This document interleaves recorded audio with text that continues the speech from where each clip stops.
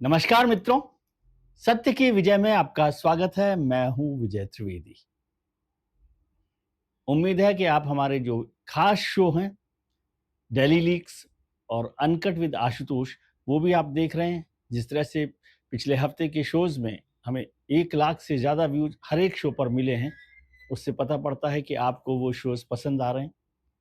कल रात का शो आपने देखा राजा गोपालन साहब के साथ, उसको देखिए और अपनी राय ज़रूर दीजिएगा।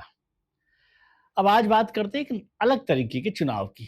संसद में तो बहस चल ही रही है लगातार, कांग्रेस और बीजेपी आमने सामने हैं। आमने सामने भी क्या, बिल्कुल फाइट चल रही है जबरदस्त तरीके से। और बिहार के चुनावों की आपने चर्चा देखी है कि बिहार में एसआईआर को लेकर बहुत सारा हंगामा हो रहा है कि जो पोल्स रिवीजन है उसको लेकर विरोध हो रहा है। विपक्षी पार्टियां अलग अलग तरीके की आशंकाएं जाहिर कर रही हैं कि क्या होगा, क्या नाम काट दिए जाएंगे, क्या नहीं होगा। संसद में आप देख रहे हैं भारतीय जनता पार्टी, कांग्रेस अलग अलग है, विपक्ष जो है आमने सामने हो रहा है। विपक्ष और सत्ता पक्ष किसी भी मुद्दे को लेकर, वो अभी पहलगाम को लेकर मसला जो हुआ, ऑपरेशन सिंदूर पर जब 16-16 घंटे बहस हुई है लोकसभा और राज्यसभा में, उसमें भी आमने सामने दिखाई दिए हैं। सरकार, राहुल गांधी जी लगातार उस पर हमला करते रहे हैं, प्रधानमंत्री जी ने बड़ा करारा जवाब दिया है। फिर राज्यसभा में अमित शाह साहब ने जवाब दिया तो मल्लिकार्जुन खड़गे साहब ने कह दिया कि भाई प्रधानमंत्री जी अगर नहीं दे रहे तो ये राज्यसभा का, यानी उस सदन का अपमान है। जबकि बीएससी की बैठक में इसमें काफी चर्चा हो गई है, क्या फैसला हुआ, क्या तय किया गया, वो सारे मुद्दे हैं। तो मतलब हम ये क्या क्या आप ये उम्मीद कर सकते हैं कि कोई ऐसा चुनाव हो जिसमें कांग्रेस के एमपी, कांग्रेस के सांसद भाजपा के सांसद को, भाजपा के उम्मीदवार को वोट दें। नहीं, अभी उपराष्ट्रपति का चुनाव नहीं हो रहा। उपराष्ट्रपति के चुनाव में भी ये बात ठीक है कि वहां पर राज्यसभा और लोकसभा के सांसद वोट डालते हैं उपराष्ट्रपति पद के उम्मीदवार के लिए, वो कांग्रेस का हो, बीजेपी का हो, विपक्ष का हो, किसी का भी हो। और कई बार क्रॉस वोटिंग भी हो जाती है, इधर के लोगों ने उधर वोट डाल दिया, उधर के लोगों ने इधर वोट डाल दिया। उसके भी कई कारण होते हैं। कभी राज्य का मतलब होता है, भाषा का मतलब होता है, कभी इशू को लेकर कोई बात हो जाती है। राष्ट्रपति उपराष्ट्रपति के चुनाव में भी ऐसा होता है। एक चुनाव तो वो भी ध्यान होगा आपको, जिसमें इंदिरा गांधी जी ने राष्ट्रपति के चुनाव के लिए कहा था कि आप मन के हिसाब से अंतरात्मा की आवाज पर वोट डालें, और अंतरात्मा की आवाज पे लोगों ने कांग्रेस के अधिकृत उम्मीदवार को हरा दिया। और इंदिरा जी ने जिससे कहा, वीवी गिरी साहब को, वो वहां पर राष्ट्रपति बन गए। कभी कभी होता है कि प्रतिभा पाटिल रहीं तो जो लोग उनके साथ नहीं थे उन्होंने महाराष्ट्र के आधार पर दे दिया। टीएन सेशन के साथ भी ऐसा हुआ। बहुत सारे मौके होते हैं, बहुत सारे कारण होते हैं।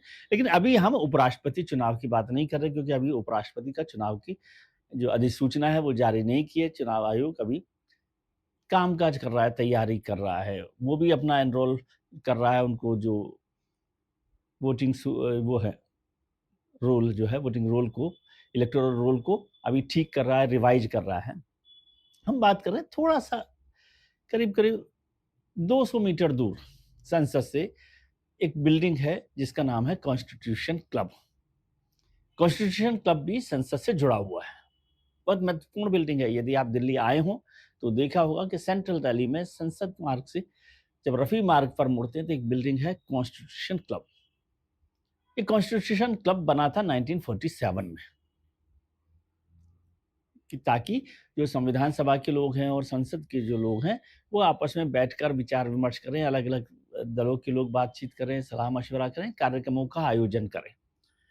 लेकिन वो उस समय हुआ करता था थोड़ा सा दूर, करजन रोड पर। फिर वो इधर आया 1965 में, और यहाँ रफी मार्ग पर वो बिल्डिंग बनी।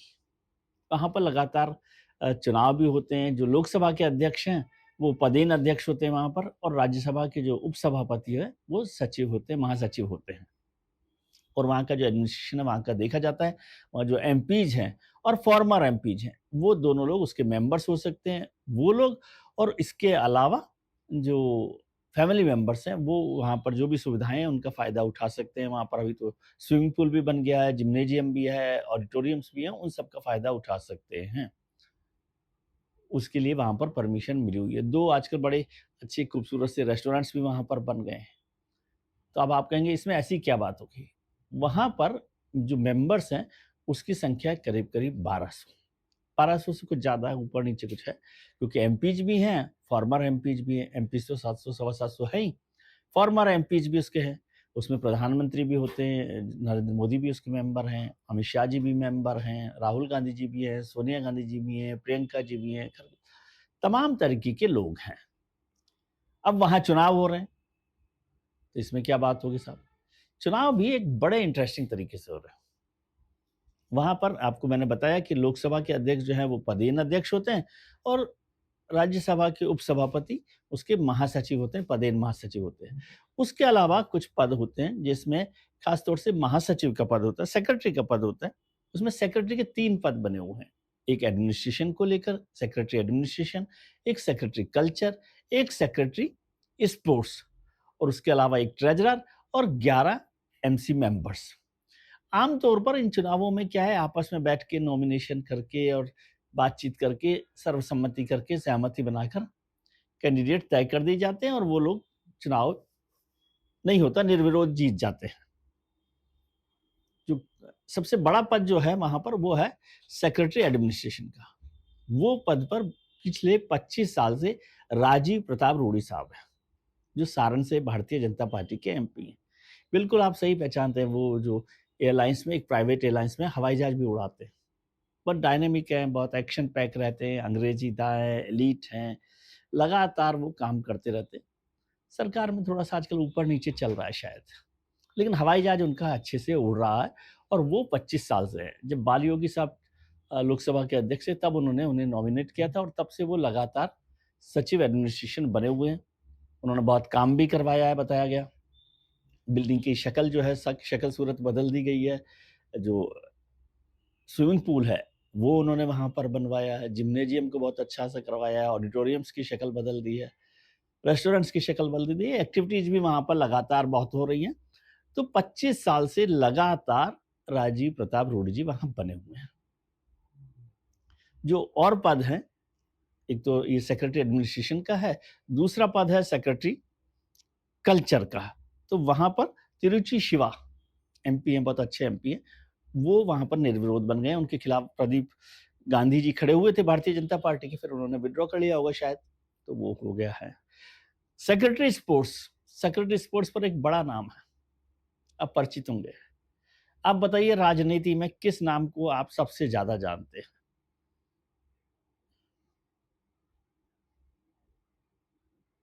राजीव शुक्ला साहब।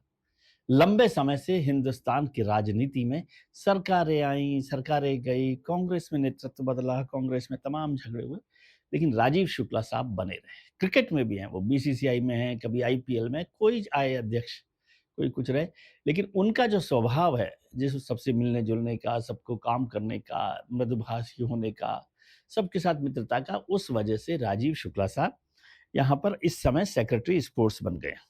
वो भी वहां पे प्रदीप कुमार वर्मा साहब थे, बताया गया, भारतीय जनता पार्टी के एमपी, उन्होंने उनके सपोर्ट में या उनके सामने से नाम विड्रॉ कर लिया, तो वो भी निर्विरोध निर्वाचित हो गए।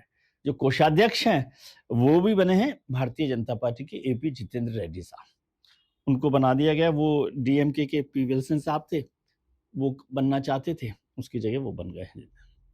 तो ये सब तो हो गए चुनाव निर्विरोध। एमसी के मेंबर्स में बताया गया कि 11 मेंबर्स की सीट पे 14 मेंबर्स अभी तक खड़े हुए हैं, उनमें से किसी ने विड्रॉ नहीं किया, तो मतलब एमसी मेंबर्स का भी चुनाव होगा।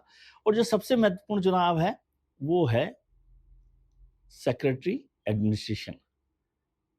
अब बताइए किसके बीच मुकाबला है? मुकाबला जब संसद है तो भारतीय जनता पार्टी कांग्रेस का हो सकता है, विपक्ष का कोई हो सकता है? बिल्कुल नहीं। वहां इस बार मुकाबला हो रहा है भारतीय जनता पार्टी का भारतीय जनता पार्टी से।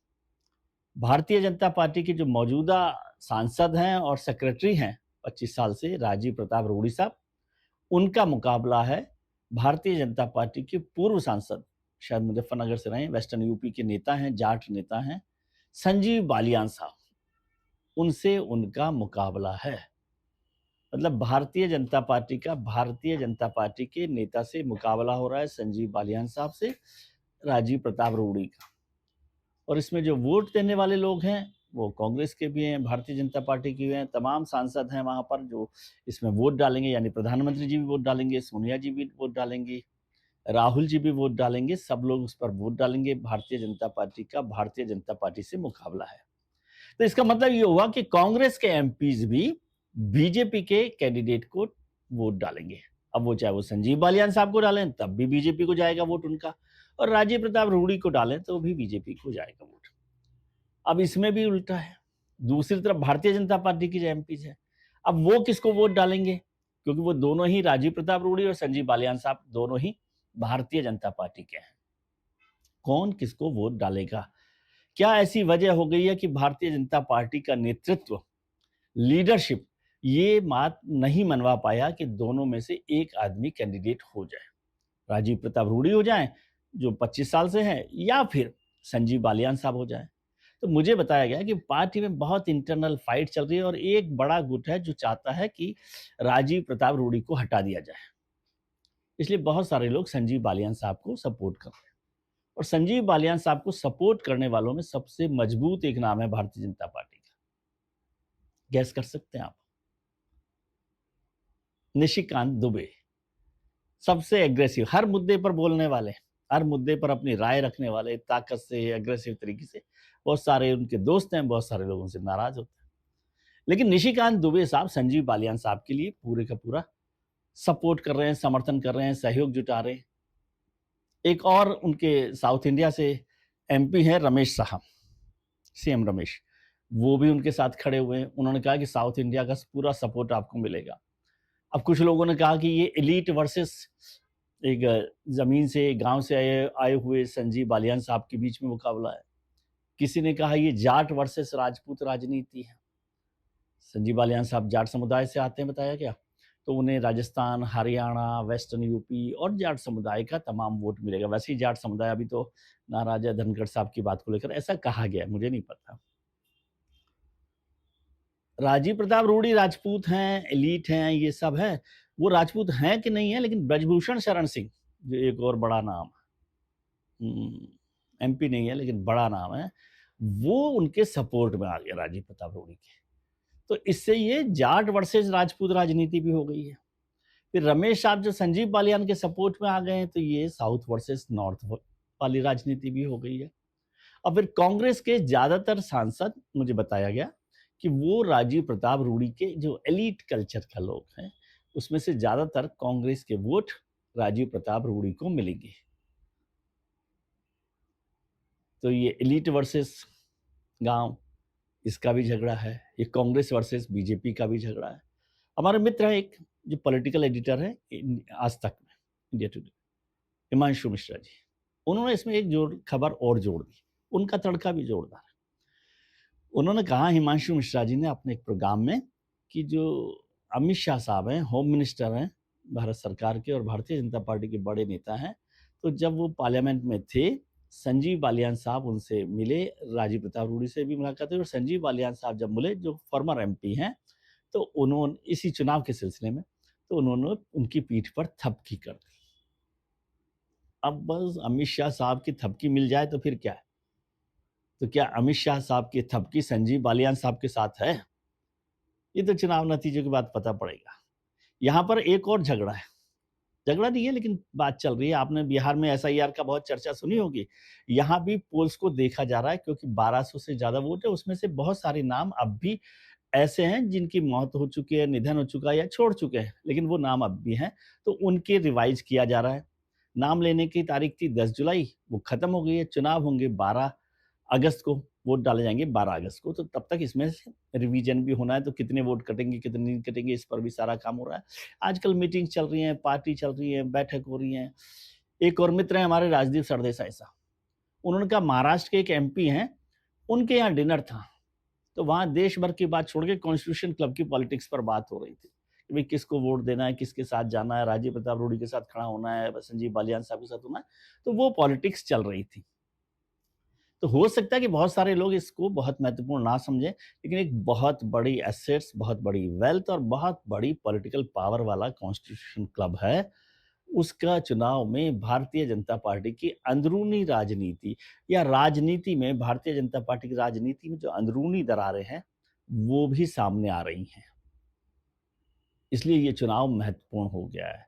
कांग्रेस का कितना बड़ा हिस्सा राजीव प्रताप रूड़ी के साथ खड़ा होगा, या जाटों की राजनीति संजीव बालियान को जिता देगी, या राजपूत वर्सेस जाट के झगड़े में कुछ कुछ और हो जाएगा, ये सब अभी देखना बाकी है। बहुत इंटरेस्टिंग है, लेकिन ये लड़ाई भारतीय जनता पार्टी की अंदरूनी राजनीति की जो दरारें हैं उनको थोड़ा सा और चौड़ा कर रही है।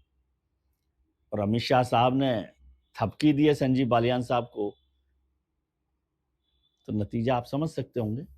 लेकिन क्या होगा नतीजा ये अभी नहीं कहा जा सकता। 12 अगस्त को वोट डाले जाएंगे, तब देखा जाएगा। लेकिन कॉन्स्टिट्यूशन क्लब बहुत महत्वपूर्ण है, आप उसका जो इतिहास है वो भी देखेंगे। गूगल पर जाइए और देखिए कि कितनी बड़ी और कितनी महत्वपूर्ण इमारत है और कितना महत्वपूर्ण चुनाव है ये। आज के लिए इतना ही। आप अपना ख्याल रखिए और उनका ख्याल रखिए जो आपका ख्याल रखते हैं। अपने मित्रों, परिजनों, रिश्तेदारों के साथ खुश रहिए, स्वस्थ रहिए, मस्त रहिए। आज के लिए इतना ही। नमस्कार, प्रणाम, आभार।